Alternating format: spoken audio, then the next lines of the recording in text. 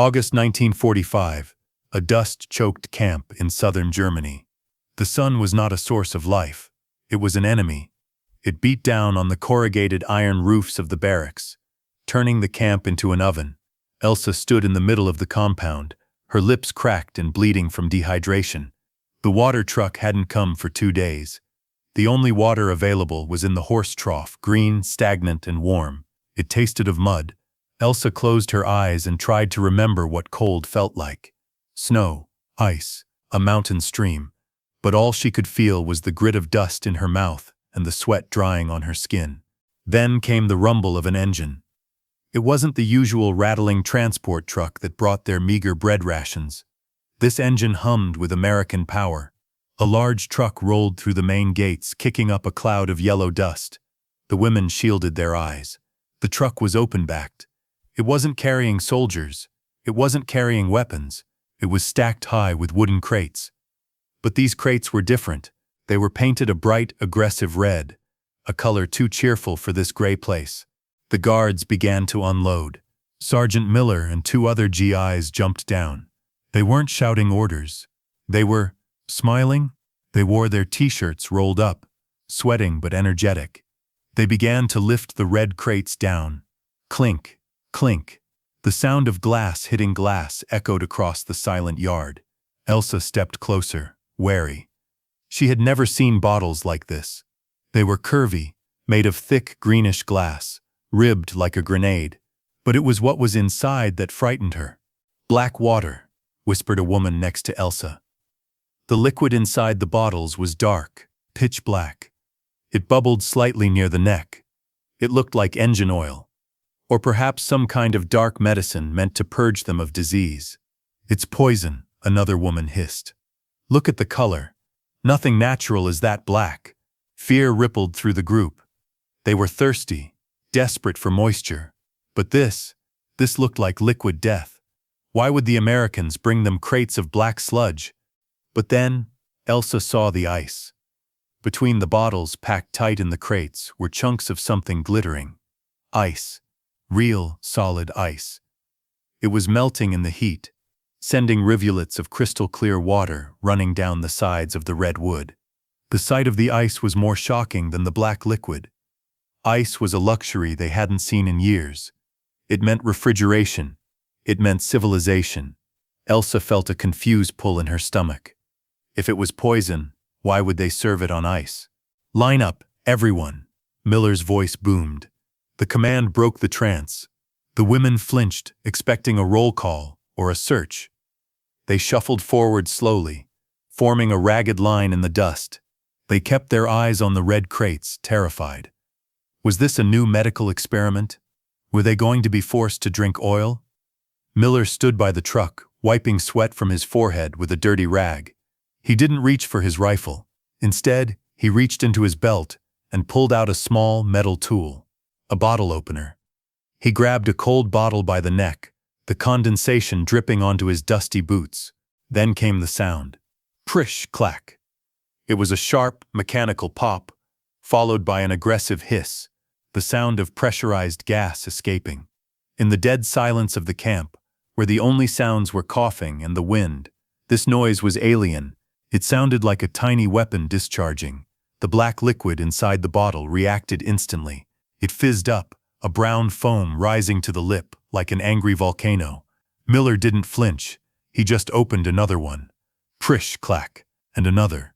Prish, clack. The rhythm was mesmerizing and terrifying. "You, come here." Miller pointed at Elsa. Elsa's heart hammered against her ribs. Why her? She looked left and right, but Miller's finger was aimed directly at her chest. She stepped forward, her wooden clogs dragging in the sand. Every instinct screamed at her to run, but she knew running meant a bullet. She stopped 2 feet from the sergeant. She could smell him, sweat, tobacco, and something else, something sweet and chemical, coming from the bottles. It was a scent that didn't belong in a war zone.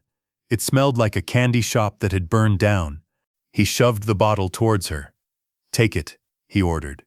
His voice wasn't kind, but it wasn't cruel either. It was just matter of fact. Elsa's trembling hand reached out. Her fingers were stained with soil, her nails broken and black. As her skin made contact with the glass, she gasped aloud. It burned. The cold was so intense, so absolute, that her brain registered it as heat for a split second. She had been baking in 100-degree heat for weeks. Her skin was fever-hot. The bottle was freezing. The shock of the temperature difference sent a jolt of pain up her arm, straight to her shoulder. She almost dropped it. It was slippery with condensation. Water ran down over her knuckles, dripping onto the dry earth, turning the dust into tiny dark mud spots. She clutched it with both hands to keep it steady. It felt heavy, solid, substantial. It felt like holding a piece of a glacier.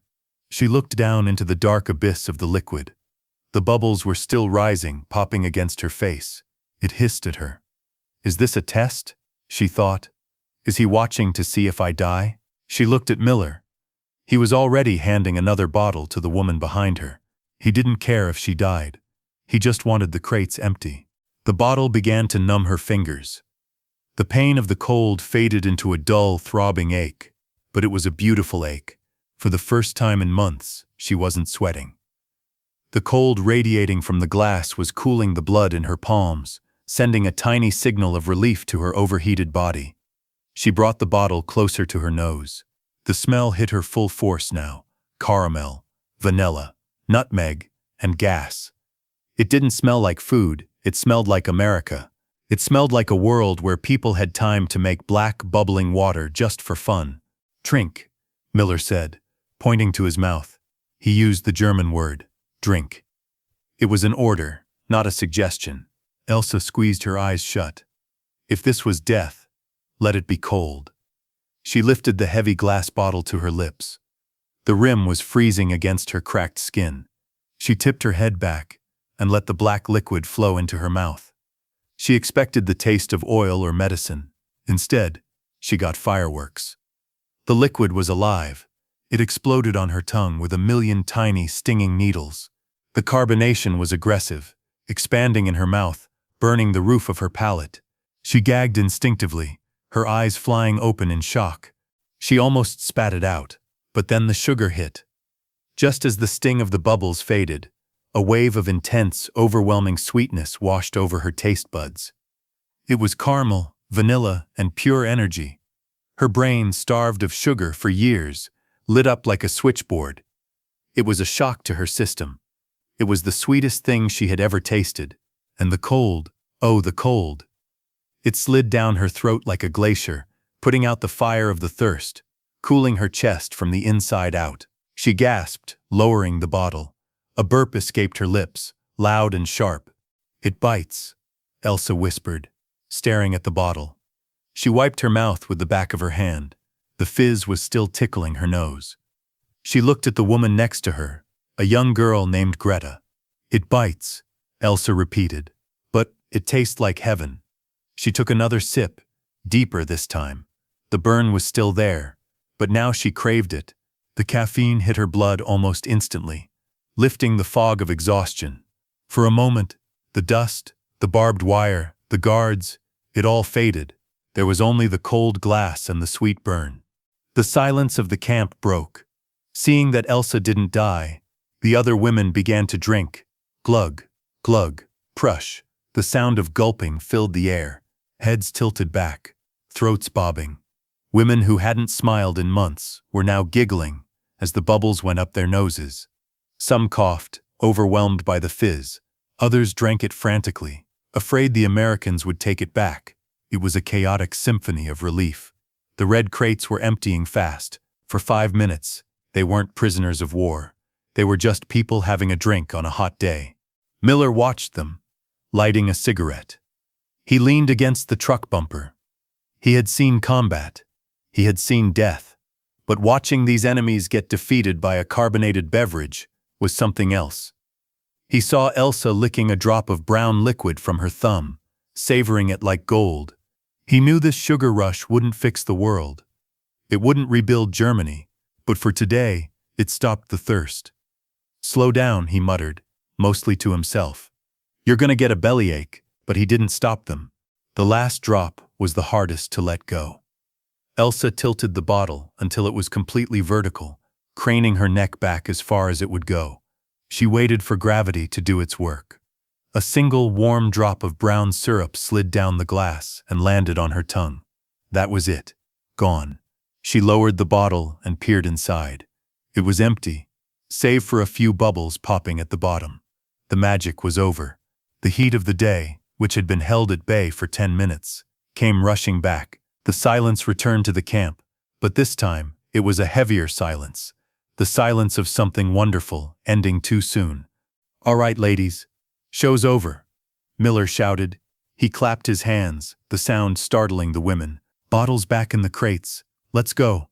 Let's go. We have a schedule." The other soldiers began moving down the line, collecting the empty glass bottles. Clink, clink. The sound was different now, hollow and sad. The women handed them over reluctantly. To them, these weren't trash. They were souvenirs. They were proof that a world with ice and sugar still existed. Elsa watched the soldier approaching her. He held out a wooden crate, already half full of clinking glass. Elsa gripped her bottle tighter. She didn't want to give it back. The glass was still cool in her hand. It was solid, heavy, and beautiful. The ribs on the side fit her fingers perfectly. In a camp where she owned nothing, not even her own shoes, this object felt like a treasure. She hid it slightly behind her back, taking a small step away from the approaching soldier. It was a stupid risk. Stealing U.S. Army property was a crime, but she couldn't help it. She wanted to keep the cold. She wanted to keep the memory. Miller saw her. Of course he did. He was a sergeant. He saw everything. He walked over to where the soldier was collecting bottles near Elsa. He put a hand on the private's shoulder. "Go check the cab, Johnson," Miller said. "I think I left the manifest there." The private nodded and walked away. Miller was alone with Elsa now. He looked at her empty hands. He looked at the bulge in her skirt, where her hands were hidden behind her back. He knew exactly what she was doing. "It's just glass," Miller said quietly. He took a drag of his cigarette and exhaled the smoke into the hot air. "If I count the bottles, and one is missing, that's a lot of paperwork for me." He paused, looking at the dusty ground, then back at her eyes. "But I'm not very good at math today. The heat messes with my head." He turned his back to her, pretending to inspect the truck tires. "Make it disappear, Fräulein, before Johnson comes back." Elsa didn't wait. She shoved the bottle deep into the waistband of her undergarments, the cold glass pressing against her stomach. It was uncomfortable, but it was safe. She smoothed her tunic over it. She looked at Miller's back. He didn't turn around. He just tapped the side of the truck and yelled, "Load 'em up, we're moving out." As the engine roared to life and the red crates were stacked away, Elsa felt the hard, cylindrical shape against her skin. She had stolen a piece of the enemy, and the enemy had let her. 50 years later, Berlin, 1995. Elsa was an old woman now. Her hands, once rough and stained with camp soil, were now soft and wrinkled. She lived in a beautiful apartment full of crystal vases and porcelain figures. But in the center of her living room, on the velvet mantelpiece above the fireplace, stood an object that didn't belong. It wasn't crystal. It wasn't gold. It was an old, thick, green-tinted glass bottle with a scratched logo. It stood alone, like a holy relic. "Grandma, why do you keep that trash?" Her grandson, a teenager drinking a can of modern soda, pointed at the bottle. "It's just an old Coke bottle. You can buy a new one for a mark." Elsa smiled, walking slowly to the fireplace. She reached out and touched the cold glass. Instantly, the memory flooded back. The heat, the thirst, the black poison that turned into sugar, the sergeant who looked the other way. "It's not trash," she whispered. "It is the first time I felt human again." She picked it up. It was still heavy. The ribs still fit her fingers perfectly. She closed her eyes and for a second, she wasn't in Berlin. She was back in the dust, feeling the condensation drip onto her muddy boots. She remembered Miller's wink. Make it disappear. That simple act of rebellion, allowing a prisoner to keep a piece of glass, had meant more than the drink itself. It was an acknowledgement that she existed, that she mattered enough to have a secret. "Some things are empty," Elsa told the boy, "but they are full of memories." She placed the bottle back on the mantelpiece. It caught the afternoon light, glowing faintly. It was just a mass-produced bottle, one of millions made in a factory in America. But to Elsa, it was a diamond. It was the taste of survival. It was the day the enemy gave her a cold drink and let her keep the souvenir. War leaves scars, but sometimes it leaves sweetness too. Elsa never drank Coca-Cola again after the camp. She didn't want to ruin the perfection of that first sip. If this story of unexpected kindness in the darkest of times touched you, please subscribe. Share this video to remind the world that even in war, humanity can be found in a glass bottle. Thank you for watching.